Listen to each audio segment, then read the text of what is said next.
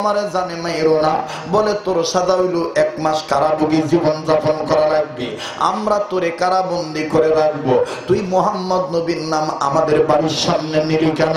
আরে বন্ধু, আমার দেশও দেখবেন এমন কিছু ভাই আছি, বাজান রে সাথে থাকলে সঙ্গী, সাথে না থাকলে তহমত লাগাইয়া মিথ্যা মামলা দিয়া বানায় দেয় জঙ্গি। কথা বলেন ঠিক না ব্যাঠি? সাথে থাকলে সঙ্গী, সাথে না থাকলে জঙ্গি। ভাইরা আমার তো সালমান বলতেছে, যা বলছেন আমি মাইনা নিলাম, আমার কারাবন্দি বানান। আপনারা মনে রাগ করতেছেন? আমি এইভাবে ওয়াজ করি না, কিন্তু আজকে কিসের ধরছে আমাকে আল্লাহ জানে। ঠিক আছে না ভাই? আজকে মন খুলে গেছে, আল্লাহ কবুল করুন। তো 1 মাস কারাভোগী মাইনা নিছে, 1 মাসের 10 দিন গেছে, বাকি আছে কয়দিন? 20 দিনের আরো 10 দিন বাকি আছে, কয়দিন? আরো গেছে 5 দিন, আরো গেছে 2 দিন, আরো গেছে 2 দিন, বাকি আছে কয়দিন? এইবার ওনারা গোল টেবিল বৈঠকে বইছে, আবু জাহেল, উতবা, সাইবা। হ্যাঁ, কালকে তো জামিন দিতে হবে, দেখতো মনের মতিগতি কি। জামিন দিলে কোন পাকে দৌড় মারবো, মোহাম্মদের কাছে যাইবো না বাপের কাছে যাইবো?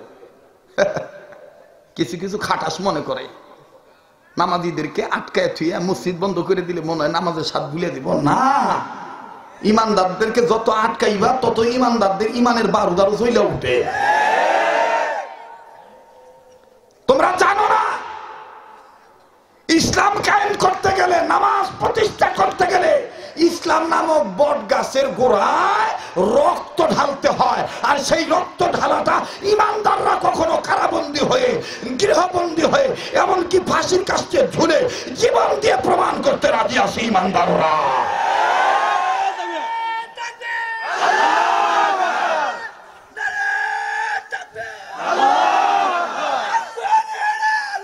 আমার কথা তুলে দাও বাবা, বাবা বাবা থাকো। তোমার অবস্থার দিকে মনে হইতেছে রাইতে 9টা বাজে। ওই যে কথা আছে না, উস্তাদের মাই শেষ রাইতে। আবার কেরবানি কয় যে পুরান চাউল বাতে পারে, পুরান চাউল বাতে পারে। আল্লাহ কবুল করুক। তো এইবার গোল টেবিল বৈঠকে বইছে। আমগর সমাজও দেখবেন কিছু গোল টেবিল বৈঠক ওলা বুদ্ধিজীবী আছে, এরা বাপু বুদ্ধির ঠেলা সাদে মাল নাই, বুদ্ধির ঠেলা সাদে মাল নাই। গোল টেবিল বৈঠক করে দেখবেন গলার কণ্ঠ চেঞ্জ করে খবর পড়ার মতন কি সুন্দর করে শালীন ভাষায় পরামর্শ দিয়া কয়, বাহুরে শাক দিয়া মাছ ঢাকার তালার কথা বুঝেন না, মায়া লাগায়া নাটক কান্দা কান্দা করে। যেইভাবে বাংলাদেশের মাদ্রাসা মসজিদ হচ্ছে তাতে মনে হচ্ছে জঙ্গিবাদের সংখ্যা বেড়ে যাচ্ছে।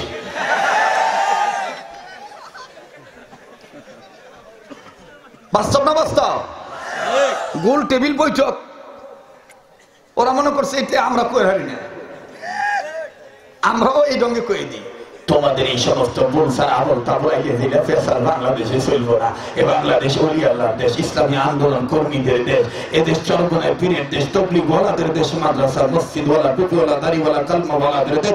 এই দেশে ইসলাম ছিল, তোমাদের বুদ্ধিজীবীদের বুদ্ধিতে ইসলাম চলবে না, আল্লাহর আইনেই মুসলমানদের চলবে। কথা কয় না ভাইরা আমার? তো এইবার হযরত সালমান ফার্সিরে আটকাইছে 29 তারিখে গোল টেবিল বৈঠক কইরা ফট করে ডাক দেখো, দেখতো বাপটা কি কোন দিক যাইবো, বাপের কাছে যাবো না নবীর দরবারে যাবো? ভাই আমার এই বক্তব্য কোনো নিজের মধ্যে টাইনা নিয়েন না, তাহলে কিন্তু কপাল ফিরে দেব। কার কোন মার্কা ওটা আমার দেহা দরকার নেই, কেরা কোন দল করেন ওটাও আমার দেহা দরকার নেই। সাবজেক্ট হইল ইসলামের মধ্যে পুরাপুরি ঢোকা, বাস্তব নিরিখে কথা বলতেছে। বলবো কি বলবো না, চলবে কি চলবে না, আল্লাহ আমাদের কবুল করেন, বলেন আমিন। এইবার আস্তে করে যাইয়া একজন জিগাইতেছে, জামিন তো কালকে হবে, কই যাইবা? সালমান ফার্সি ডাক দিয়ে কয়, মোহাম্মদ নবীর দরবারে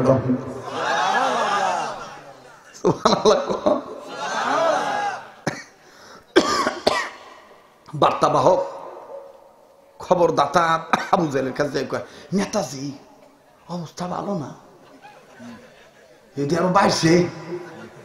আবু জাহেল কয় যে ওর আটকা দেশ আরো বাড়াও, জামিন দেওয়া যাবো না, আরো 3 দিন বাড়াও, আর এই 3 দিন ওরে কঠিন সাজা দিবা, পানিও দিবা না। তো 24 ঘন্টা 44 ঘন্টা যদি কোনো মানুষ পানি না খায় তো তার জিহ্বাটা থাকে সাদা হয়ে গেছে। সালমান ফার্সি উপায়ন্তর না পাইয়া শাহাদাত আঙ্গুল মুখের ভিতর দিয়ে চোষো মারছে। কারণ মানুষের যখন জিহ্বা শুকিয়ে যায় তখন মানুষের কিছু অঙ্গে চোষণ মারলে কিছুটা পানি পাওয়া যায়, এটা সায়েন্স বলে। এই যে অনেকের হাত পাও ঘামে না, হাত পাও ঘামার রোগ আছে না, একটা ওষুধ দিয়ে যায়, বলবো বিনা পয়সার ওষুধ বাবু, এটা কার খাইতো কার খাইতো না, তবে বিশ্বাসে বস্তু মিলে। কমওয়ালা উদখুলু ফিস সিলমি কাফা, ইসলামের মধ্যে ডাক্তারি বিদ্যাও আছে। গেদা বেশি উঠিস না রে, তাড়াতাড়ি বহ, কেবল ওয়াজ শুরু করছি, বস বস। মোহতারাম হাজিরিন, এই আধ গামা পাও গামা, এই যে গামের পানি, এটা কিন্তু একটা আয়রন। এটা কি আয়রন, লবণ। এই লবণ যদি পরিমাণ মতন ক্ষয় হয় তাহলে সমস্যা নাই, কিন্তু এক্সেস যদি হয় তাহলে কিন্তু ক্ষতি আছে। শরীরে আয়োডিন কম হইলে থাকলে ঝামেলা। এই জন্য আমাদের এক বুজুর্গ এই রোগ থেকে বাঁচার একটা প্রতিষেধক এইভাবে বের করছেন। শীত মৌসুমে যে পানির ঘাসের উপরে কুয়া পড়ে নাই, যে কুয়াশা শিশির, সকালবেলা ঘুম থেকে উঠে লোশনের মতন ব্যবহারের নিয়ত করে, লোশন যেভাবে ডলেন না, এই 2 হাত এইভাবে ওই কুয়া এই ঘাসের উপরে এরকম করে হাত মেলায় দিয়া পানি সুন্দর করে হাতের তালুতে ভরাইবেন। বড়াইয়া 2 পানি এক জায়গায় কইরা 2 হাত সুন্দর করে মিশাইয়া মেসেজ করিয়া এইরকম করে এরকম করে হাতের তালুতে পায়ের তালুতে এভাবে এভাবে মিশাইবেন। হাত পা জ্বালা পড়া, হাত থেকে হাতের তালু থেকে পায়ের তালু থেকে পানি বাইর হওয়া, ঘাম বাইর হওয়া সব বন্ধ হয়ে যাবে। এটা তো আমরা কখনো করি নাই, করছি? এই যে যুবকদের যে বরুণ ওঠে না বেশি, বরুণ চেহারা নষ্ট হয়ে যেতেছে কয়েকটা কারণে। এই বরুণ ওঠে ঘুমের কারণে। বাবা একটু খাটো করো, একটু খাটো করো, ওরা তো না দেখলে তো আবার খেপে দিব। ওরা এখন ওই আমার চেহারা দেন পাগল হয়ে গেছে। কারণ যারে দেখতে পাবো তারা খাইতেও পাবো, আর মনের হাতে যদি মনের মিলন হয়ে যায় বাবু, তাহলে আর কোনো বাধা মানে না। এটা আবার কছিল কুষ্টিয়া লালন, মনে মনে মিলন হলে, মনে মনে মিলন হলে। যে বক্তারা কয় তো ভুলে গেছে, লাইয়া দেখিস বুকের বোতামের কাঠি ছুটে দেব, কথা কয় না, খালি দেই না তাই। ওদের কেরাবানি কছিল সিরাজগঞ্জের ভাষা, আমি কেন লাসা না জানি, আসলে আঙ্গুর কোমরে ব্যথা, আঙ্গুর কোমরে কি ব্যথা, তবে খেপাবি না, খেপাইলে খবর আছে। আল্লাহ সাংঘাতিক আমার ভাইরা। এজন্য মনের সাথে মনের মিল হইতে হয়। আর এই মিলটা হবে কার জন্য? বলেন না, বলেন না, আল্লাহ এবং রসুলের জন্য, বলেন আমিন। তো ডাক দিয়ে কইতেছে যে পানি টানি কিচ্ছু দিবি না, তো আঙ্গুলের মাথাও সাদা হয়ে গেছে। সালমান বুঝতে পারছে যে এভাবে যদি আমি আর কয়েক ঘন্টা থাকি তাইলে আমার সম্ভবত মালাকুল মউত এসে যাবে, আমাকে নিয়ে যাবে, আমি আর মোহাম্মদের দরবারে যাইতে পারবো না। উপায়ন্তর না পাইয়া এইবার সালমান ফার্সি ওই তাবুর দরজার জানালার কাছে দাঁড়াইয়া, রাস্তা তো কাছেই, তো আল বলতেছে আল্লাহ কোনো কি মোহাম্মদের কেউ কি নাই, রাস্তা দিয়ে কি যাবো না, আমি খালি চিল্লাইতে থাকবো, আমার ছুটি, আমার জামিন না দুক, আমার খবরটা যাতে নবীর কাছে পৌঁছায়। ইচ্ছা থাকলে ইচ্ছা থাকলে এটা কি আমাদের কথা না আল্লাহর কথা? ওয়া আল্লাইসা লিল ইনসানি ইল্লা মা সাআ। অনেকে মনে করে এটা বাংলা প্রবাদ, না এটা কোরআনের আয়াতের অর্থ, বুঝাই না। সৎসঙ্গে সর্ববাস, অসৎসঙ্গে সর্বনাশ, এটা কি বাংলা প্রবাদ? না, এটাও কোরআনের আয়াতের অর্থ। ইয়া আইয়ুহাল্লাযীনা আমানুত্তাকুল্লাহ ওয়া কুনু মা'আস সাদিকিন আলা ইন্না হিজবুল্লাহ হিজবুশ শাইতান। যারা আল্লাহর দল তারা হলো সৎসঙ্গের লোক, যারা শয়তানের গুরু তারা হলো অসৎসঙ্গের লোক। সৎসঙ্গে স্বর্গে বাস, অসৎসঙ্গে আল্লাহ কবুল করুন। তো এইবার সালমান ফার্সি আস্তে করে বলতেছে, ও মুহাম্মদের মালিক, তুমি তো বিচারকের বিচারক আল্লাহ, আমার খবর কি কেউ মুহাম্মদ নবীর কাছে পৌঁছাইতে পারবে? মাবুদ রে, আমি দেখি আর না দেখি আমার খবরটা একটু পৌঁছে দাও। ও ভাই, প্রতীক ভাই, কে কোন দিক দিয়া যাও, আমার বয়ানটা শোনো। সালমান এইভাবে বলে, আমার কোনো দোষ নাই, আমি বাপ দাদার ধর্ম ত্যাগ করিয়া নিজের জন্মভূমি ছাড়িয়া নবী মুহাম্মাদের তালাশে আসছি, জায়গা চিনি না। অপরাধ আমার একটাই, মুহাম্মদ নবীর বাড়ি কোন দিকে। এই কথা বলা, জিজ্ঞাসা করার দরুন আমারে এইভাবে আটকায় রাখছে। 1 মাস পরে আমারে জামিন দেওয়ার কথা, আজ 3 দিন হচ্ছে বেশি, তারপর আমার জামিন দেয় না। আমি বুঝি আর বাঁচব না। ও বাজান, আল্লাহর নয় দুনিয়ার ভাই। ও বাজান, আল্লাহর ধরা বড় শক্ত ধরা। আল্লাহর কি মেহেরবানি, আল্লাহর কুদরতির নিজাম। ওই পথ দিয়ে যাচ্ছিলেন হযরত আলী রাদিয়াল্লাহু তাআলা আনহু। ও বাজান, বাপের বেটা হিরো, যারা আল্লাহু আকবার।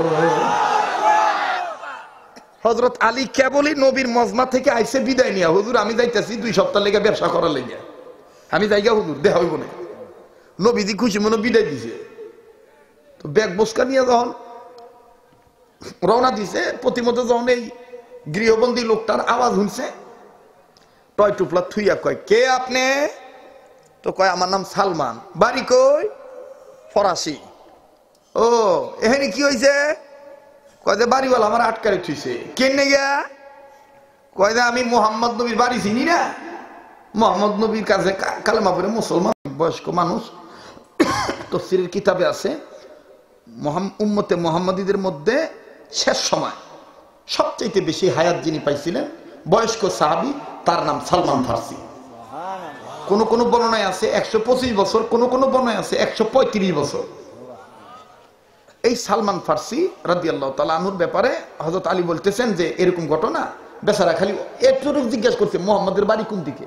এই অপরাধে তারা আটকা রাখছে, জামিনও দেয় না। এই যে কথা কইতেছে হযরত আলী এনে একবারে আস্তে আস্তে, ওমর ওই রাস্তার টেনে কইতেছে, হুজুর সালমান ফার্সির কি হইছে? আল্লাহু আকবার, আল্লাহু আকবার, আস্তে কর, আরো আস্তে কর, আল্লাহু আকবার। তো হযরত আলী নবীরে কয়, হুজুর কইলাম আমি কানে কানে, ওমর হইল কেমন? বিশ্বনবী ডাক দিয়ে কইতেছে, আলী, ওমরের কান পর্যন্ত মালিক মেহেরবান কুদরতি টাওয়ারের মাধ্যমে নেটওয়ার্ক চালু করে ওমরের কান পর্যন্ত কথা পৌঁছে দিয়েছে। এক মুমিন ইমানদারের বিপদের খবর আর এক মুমিন ইমানদারের অন্তরে কে দিয়ে দেয়? আচ্ছা, কথা কয় কেডা ভাই? দেন এই যে সিলাইতেছে কেডা? পাগল নিয়ে পাবনা থুয়ে দেন গা, এই ওয়াজের মধ্যে গজব ফালাইতেছে কে?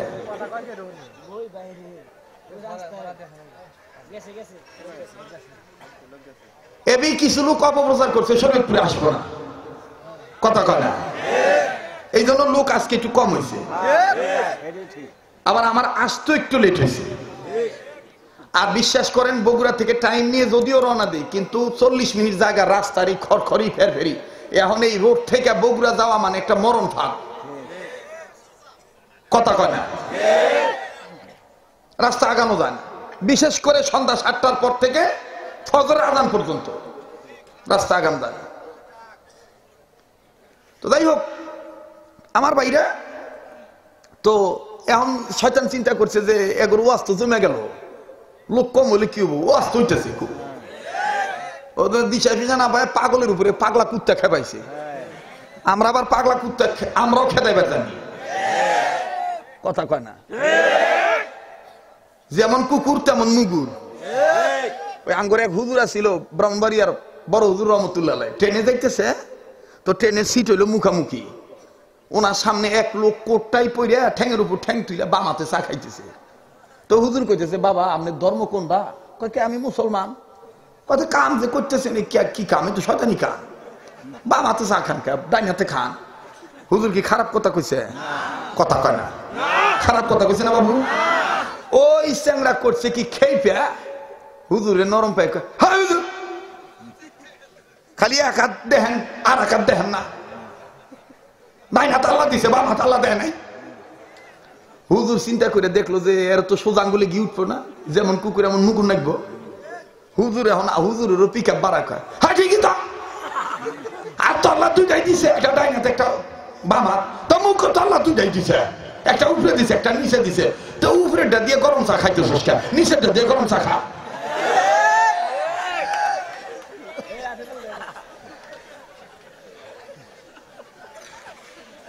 পাগল খেতে না ওষুধ কিন্তু আবার আঙ্গুর কাছে আছে, কথা কয় না, জোরে কথা বলা ঠিক কিনা? ও আজ কাউকে নষ্ট করে দিব না। খেলা যখন শুরু হয়েছেই হকের খেলা, এই খেলা আর বন্ধ হবে না।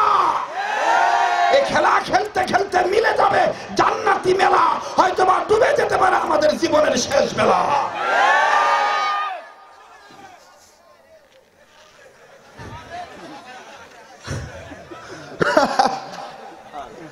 আরে ভাই, আজকে এটা জাতীয় স্লোগান, খেলা হবে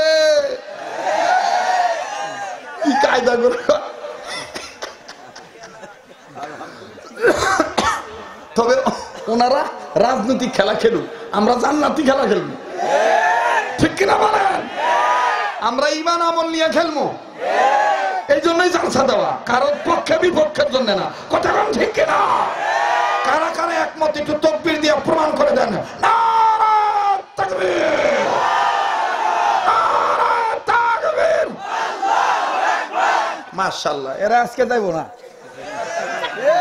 এরা আজকে যে মজা পাইছে, আর আমিও আমার জীবনে এইভাবে করে ওয়াজ করি না।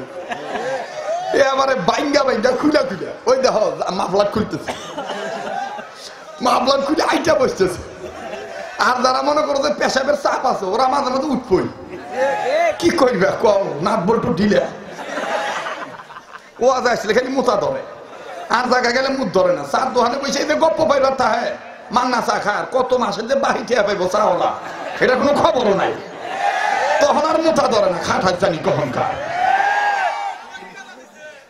ঠিক না? আর দোকানদার যদি খালি কয় যে কাকা টেহা দিলেন না, কয়টা বাবুরে তুই কি মনে হরছু, তোর টেহা নিয়ে কি বাইরে নাম না? আসলে গরিব মানুষ একটা খাচ্চর কথা কয়ে দেয়, নিজে যে আসলে বড় খাসরা এটা কই না। কে পাওনাদার তোমার কাছে তালাশ করবো কে, তুমি আগে দিবার পারো না? আর কিছু দালাল আছে দেখবেন কি সুন্দর করে আবার দালালি করে মান সম্মান নাই, জেনে সেনে টেহা চাস, ও দালালে গরম চা ডাইলে দেওয়া দরকার, কথা কয় না? আমি জানি আমাকে আর জীবনও দাও দিব না। ওই যে মনে না জানি না কইছিলাম, আপনি করে সিরাজগঞ্জের এক বক্তা ছিল রেজাল্ট করেন কাউসারি।